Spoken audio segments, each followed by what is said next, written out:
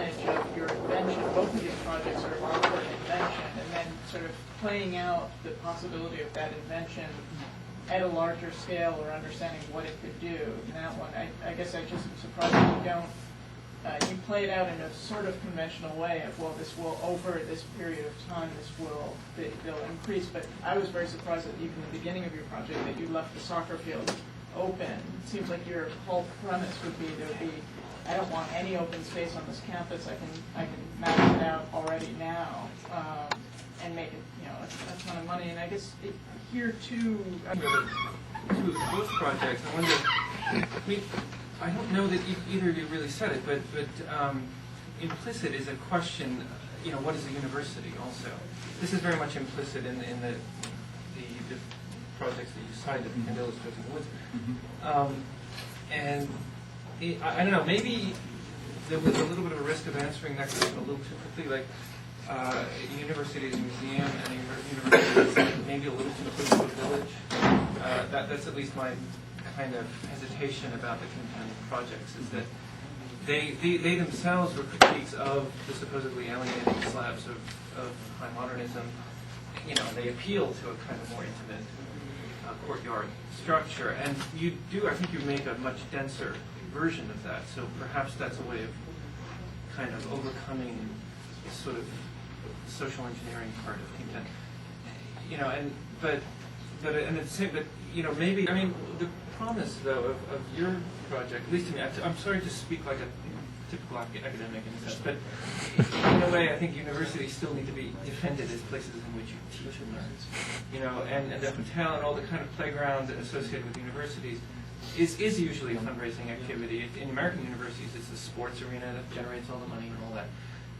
But perhaps, let's say a gesture at least towards the utopian potential of the university would be to in either of the schemes kind of say something about how this supports the very idea of learning that in a serious way that an inquiry that universities, I imagine, are still somehow dedicated to. So and I think it does. It's not that they don't, but both the kind of cliche of the campus as museum, which is the American Ivy League university also, especially, and then the other kind of more or less bohemian intimacy of the university as a kind of village separated out from the rest of the city. I know that's not your intention, but that I think that remains a little bit of a risk. But I like to elaborate the idea. Actually, the way I proposed this building, I started with this kind of square purely the reaction to density, but I find out that the free university after.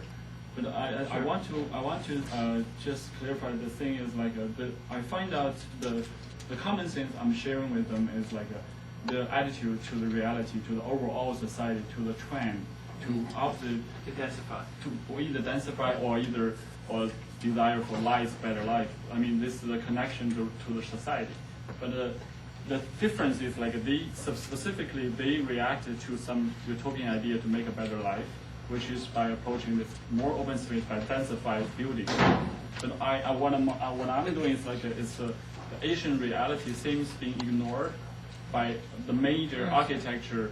I'm saying the creativity of the architecture. I'm not saying architecture is dying. I'm really questioning about purely reaction to interact from your inside to having enjoyed the form or play with the form versus get your idea from the right. No, just to explain a little bit more that drawing that's probably the polemical version of your project, I guess, right? One of the implications to me at least is that this university no longer can be kind of diagrammed in departments, right? The way the first project that we saw, they extended this sort of bands of basically departmental program. There's physics department, the professional schools, blah, blah, blah. This is a potentially different model of knowledge about how universities actually work, right? So it's not just how they raise money in order, kind of have a conference center or whatever, but it's also what you do with all that. And that's what I like about your project. I'm trying to say that. But it would be sort of interesting to me, at least, to explore that further as more than a generic model for urbanism.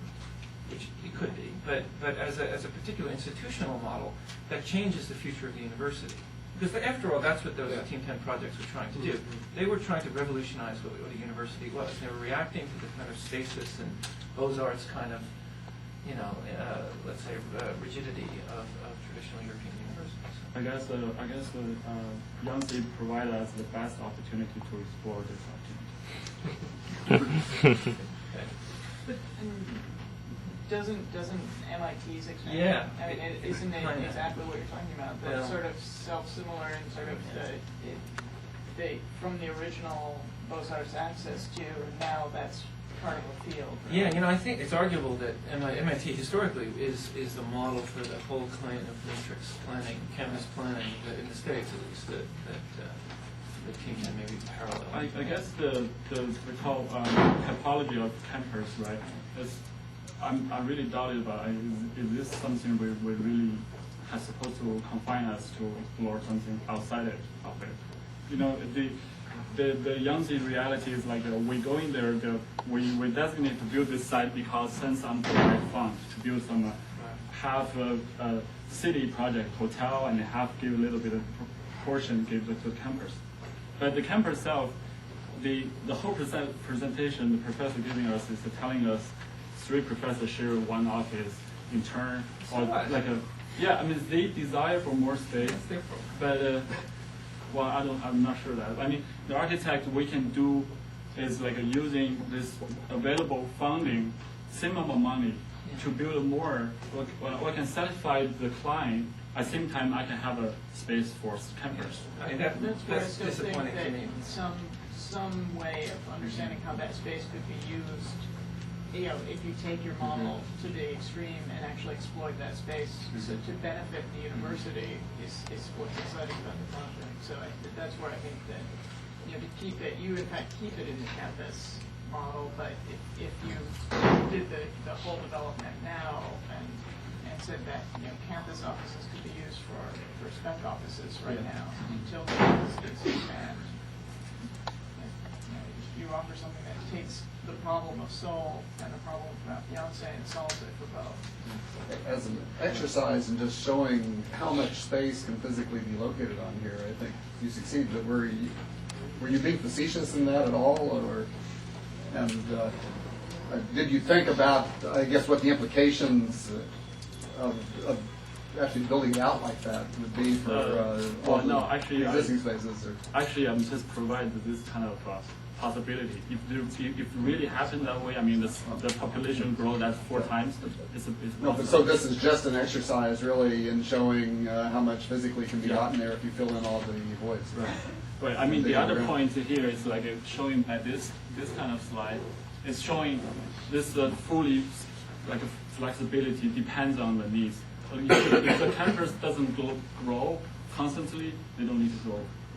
But you preserve, for example, the monumental axis, which is like the last thing a Team 10er would probably do. Well, actually, this since the reason they come out, I mean, the outcome is like with the access is not attention because the whole intention is like He didn't need it. Well, it's more real estate.